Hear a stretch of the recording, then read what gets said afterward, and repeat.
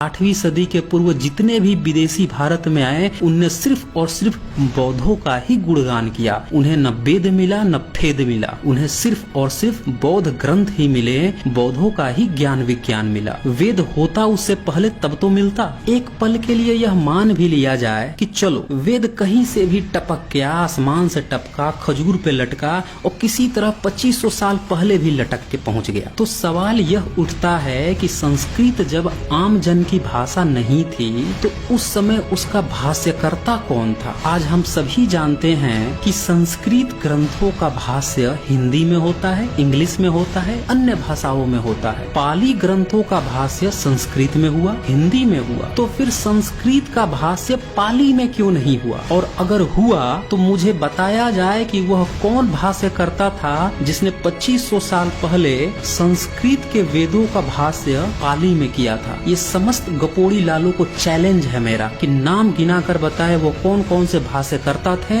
उसके पूरे उत्खनन प्रमाण दिखाएं, कौन से शिलालेख पे वह भाष्य मिला है या किस समकालीन नोट्स में मिला है। आज तक ये जितने भी गपोड़ी लाल रहे हैं वेदों के भाष्यकर्ता, इनका प्रथम नाम ही 12वीं सदी से आता है और जो भाष्य इनने किया है वह भी संस्कृत में ही किया। आप इसी से समझ जाइए कि संस्कृत का वेद का पहला भाष्यकर्ता 12वीं सदी में उवट और महिधर है और वो भी संस्कृत में भाष्य कर रहा है और संस्कृत आम जन की भाषा भी नहीं है, तो फिर भाष्य किसके लिए कर रहा है? किसको मूर्ख बनाया जा रहा है? सीधी सी बात है कि ये भी भाष्य उससे भी बाद में किए गए हैं और उनके नाम पर चढ़ा दिया गया है, क्योंकि भाष्य हमेशा ही कॉमन लैंग्वेज में किया जाता है। जैसे आज की जनभाषा हिंदी है तो संस्कृत का भाष्य हिंदी में होगा ताकि सभी लोग जान सके, पाली का भी भाष्य हिंदी में होगा ताकि सभी लोग जान सके। लेकिन इतिहास गवाह है कि पाली का भाष्य संस्कृत में हुआ लेकिन संस्कृत का भाष्य पाली में नहीं हुआ है। अगर आपने इस घालमेल को पकड़ लिया तो समझिए कि आप ब्राह्मणवाद के चंगुल में कभी नहीं फंस पाएंगे और जिन लोगों ने इस घालमेल को नहीं पकड़ा है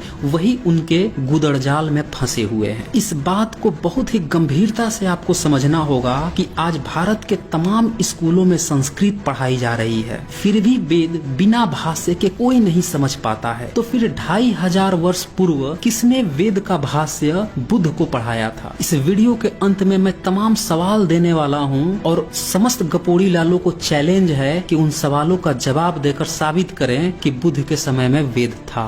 दरअसल वेद में इतनी घटिया वाहियात और जाहिलियत भरी पड़ी है कि बुद्ध क्या कोई सामान्य इंसान भी उसका प्रचार प्रसार किया उसे कूड़े में डालना पसंद करेगा। 8वीं सदी के बाद जब बौद्ध दर्शन का ब्राह्मणवाद ने पूरी तरह खात्मा करने की सोची तब इन गपोड़ी लालों ने संस्कृत में नैन मटक्के, गाली गलौज, व्यभिचार, बलात्कार, हरामखोरी कुछ भी गपोड़ते गए और इसी को इकट्ठा करके वेद का नाम दे दिए। भाषा उनने संस्कृत और लिपि देवनागरी रखी और यह काम हुआ था 12वीं सदी के बाद। कारण था कि आम जनता इस गपोड़ लीला को समझ ही न पाए क्योंकि वह बौद्ध दर्शन से पूरी तरह वाकिफ थी। अगर वेद उसी समय पाली भाषा में होता तो आम जनता तुरंत ही बता देती कि तुम लोग महामूर्ख गधे हो। इसीलिए जानबूझकर जो धम्म लिपि थी उसको पूरी तरह मिटाया गया, बौद्धों को पूरी तरह खात्मा किया गया और बौद्धों की पूरी तरह से कॉपी की गई, उनके शब्दों पे, उनके ग्रंथों पे,